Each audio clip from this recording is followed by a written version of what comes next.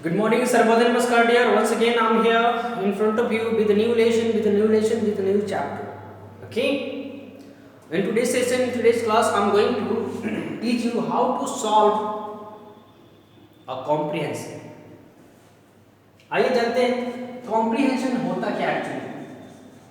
Comprehension ऐसे होते हैं। कॉम्प्रीहेंशन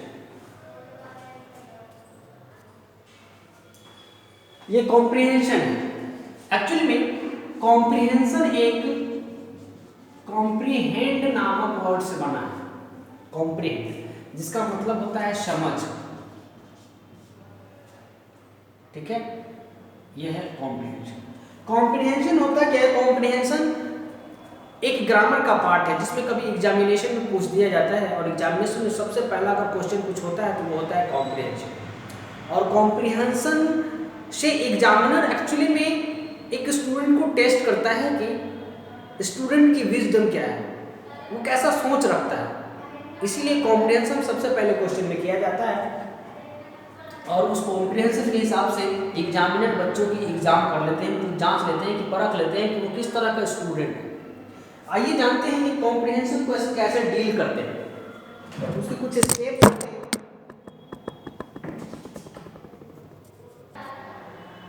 कॉम्प्रीहेंशन डील करने के कुछ स्टेप्स होते हैं।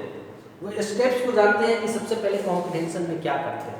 एक्चुअली कॉम्प्रीहेंशन जब हम पढ़ते हैं तो कॉम्प्रीहेंशन में एक अनसीन पैसेज दिया होता है माइंड, यहाँ पे कुछ स्टोरी टाइप का लिखा होता है, एक या दो पैराग्राफ। ठीक है, और उस एक दो पैराग्राफ से रिलेटेड कुछ क्वेश्चन दिए रहते हैं नीचे और उस क्वेश्चन का जवाब आपको इस कॉम्प्रीहेंशन में से पैराग्राफ जो दिया हुआ है उसमें से ढूंढ ढूंढ कर निकालना पड़ता है।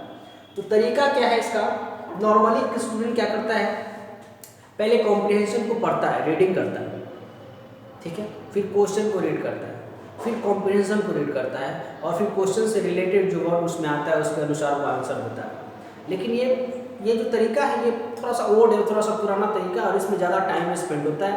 और उसी टाइम को बचाने के लिए एक नया तरीका है आपके पास कि how to solve a comprehension. यहाँ पर लिखा how to solve a comprehension, एक कॉम्प्रीहेंशन को सॉल्व करने का शॉर्टकट तरीका। तो सबसे पहला तरीका माय डियर बच्चा होता है, सबसे पहले हम करते हैं रीड द क्वेश्चन। सबसे पहले क्या करते हैं? क्वेश्चन को रीड करते हैं बहुत ध्यान से। देयर आफ्टर सेकेंड स्टेप में आप करेंगे रीड द पैसेज केयरफुली। ठीक है, केयरफुली ऑब्जर्व कर लेते हैं तो पैसेज जो हम पढ़ते हैं उसका आइडिया हमें हो जाता है। ठीक है, और तीसरे स्टेप में हम पढ़ते हैं फिर से read the question again.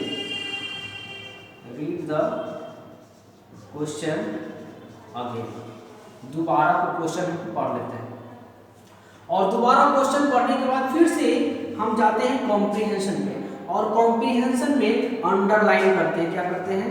Underline the keyword. Keyword अब बताएंगे कीवर्ड क्या होता है।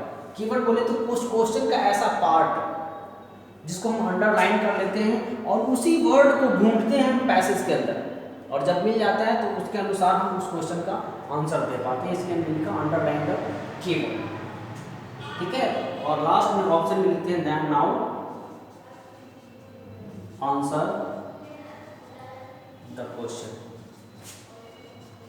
आंसर द क्वेश्चन ऐसे करते हैं। जनरली एक पैसेज एक पैराग्राफ है, ठीक है, और उसमें उससे रिलेटेड जो क्वेश्चन है तो मान लीजिए कि फर्स्ट नंबर क्वेश्चन है, फर्स्ट नंबर क्वेश्चन तो जनरली मोस्ट ऑफ टाइम ऐसा होता है, 100% मैं नहीं कह सकता लेकिन मोस्ट ऑफ टाइम ऐसा होता है कि पहले नंबर क्वेश्चन का आंसर पहले नंबर पैराग्राफ में होता है।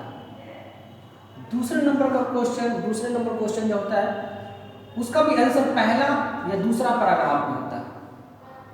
तीसरे नंबर का क्वेश्चन का आंसर बाबू मेरे दूसरा या तीसरे पैराग्राफ में होता है। ऐसे इस तरह से होता है। कभी कभी रेयर केस में हो जाता है कि पहला क्वेश्चन का जवाब आखिरी पैराग्राफ में होता है। ऐसा रेयर केस में होता है, नहीं तो नॉर्मली जनरली यही पैटर्न होता है इसका। इस पैटर्न पर आप किसी भी कॉम्प्रीहेंशन को बहुत आसानी से डील कर जाते हैं। अब बात आती है कि कभी कभी पैसेज में एंटोनिम्स और साइनोनिम्स दे देता है, तो एंटोनिम्स और साइनोनिम्स का जवाब देने के लिए कोई पर्टिकुलर रूल, कोई रेगुलेशन नहीं होता है। उसके लिए माय डियर वोकैब का स्ट्रॉन्ग होना बहुत इंपॉर्टेंट होता है। तो वोकैब आपका कितना इंपॉर्टेंट है, कितना स्ट्रॉन्ग है, और उसी के अनुसार आप एंटो और साइनोनिम को जवाब दे सकते हैं। लेकिन बाय द वे अगर कहीं आप उसमें उस समय आंसर देने में एलिजिबल नहीं है तो आप क्या करेंगे, जिस वर्ड का भी आपको एंटो और साइनो देना है, जिस वर्ड का मान लिया कि लिखा है आपके क्वेश्चन में कि नॉर्मल है, एक नॉर्मल वर्ड है, नॉर्मल वर्ड, ठीक है, और इसका आपको एंटो या साइनो देना है, बताना है पैसेज में से, ठीक है।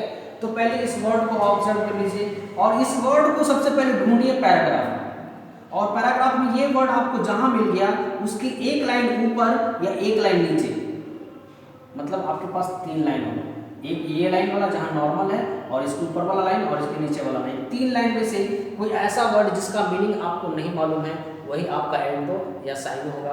आप कंफर्म लगा सकते हैं, ये कोई रूल रेगुलेशन नहीं माय डियर, ये लॉजिक है, मेरा पर्सनल लॉजिक है, इसके हिसाब से आप कर सकते हैं, ठीक है। इस तरह से आप किसी कॉम्प्रिहेंशन को डील कर पाते हैं। अगर मैं एग्जाम्पल देकर बताऊं तो आप थोड़ा सा वेट कीजिए, मैं बताता हूं। जैसे मान लिया कि आपके कॉम्प्रिहेंशन में एक क्वेश्चन दिया है, वेयर इज द किंग, ये क्वेश्चन सबसे पहला क्वेश्चन है, हमने कॉम्प्रिहेंशन नहीं लिखा, तो मान लिया कि हमने ये क्वेश्चन दे दिया कि वेयर इज द किंग। अब यहाँ मतलब कि वेयर इज द किंग, इसका मतलब मान लिया कि आप किंग का मतलब नहीं जानते हैं, थोड़ी देर के लिए किंग का मतलब नहीं जानते हैं, तो ये आपके लिए हो गया कीवर्ड। क्या हो गया बेटा? कीवर्ड। अब इस कीवर्ड को आपको पैसेज में ढूंढना है, और ये किंग जहां भी मिल गया समझ लीजिए कि उसी लाइन से आपको इस सवाल का जवाब मिलेगा। इस तरह से आप किसी आसान से छोटे छोटे कॉम्प्रिहेंशन को डील कर सकते हैं। फिर मिलेंगे अगले क्लास में एक नए लेसन के साथ, तब तक सर्वोदय नमस्कार।